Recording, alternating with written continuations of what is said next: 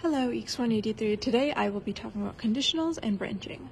So essentially, our branching starts off with three of these possible statements. Our if statement, which always goes first and will either execute if it's true or not execute if it's false. So we have our conditional here enclosed in parentheses, and we have our brackets. So if the statement inside the parentheses evaluates true, the if statement will evaluate. But if it evaluates to false, then the if statement won't go through, and we will go on to our else if statement. Our else if statement also has a conditional enclosed in parentheses and a bracket which has what will execute. So it runs only if this previous statement didn't execute, and depending on the evaluation inside the conditional, if the statement inside here evaluates to true, the else if statement will execute, but if it evaluates to false, you will skip on over to your else statement where it'll execute whatever is inside these brackets. Now we will move on to possible operators associated with conditionals. We have our two ampersands, also known as and, we have our or statement, we have our not equal to, we have our equivalence, we have our less than or equal to, greater than or equal to, less than, or greater than. Okay, so to talk about this more in detail, we have basically a little table here that summarizes the functions of some of them. So if we have our two ampersands, which means and, if the two, say we have variables a and b, if the two variables are true, then the statement will execute because it'll evaluate to true. However, if one of them is false, say for example in this case a is false and b is true, the result will be false and the statement will not execute. If we have vice versa, a is true and b is false, it still will not execute. And of course, if both of them are false, the statement will not execute. So we can see that in order for a statement with an ampersand or like an and statement to work, both of the variables have to be true in order for the statement to execute.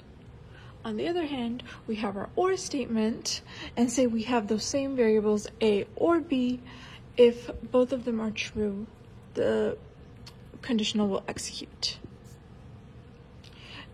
If one of them is true and one of them is false, it will still execute as long as you have one of these variables that evaluates to true.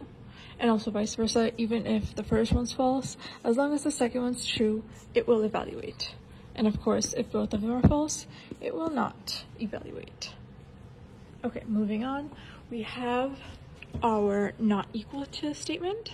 So if we have those same variables a and b, if a is not equal to b, you can see out not equal or whatever. So this will execute if the values for variables a and b are not equal to each other.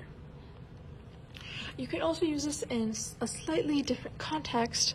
So if you have this bool variable, which called cake, which is equal to true, if you see out not cake, so this exclamation point means not.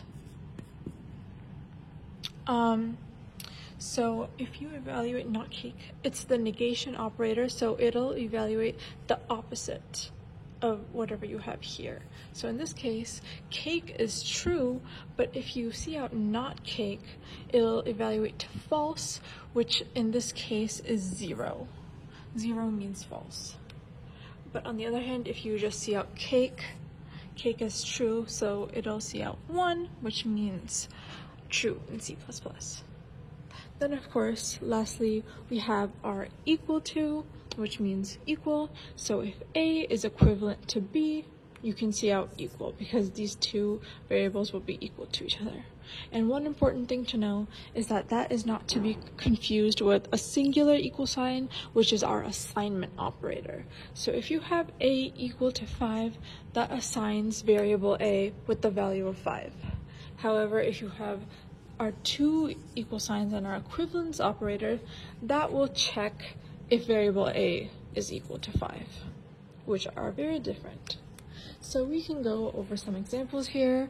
So if we have a variable called num cupcakes equal to 14, if our first statement that is evaluated first, our if statement.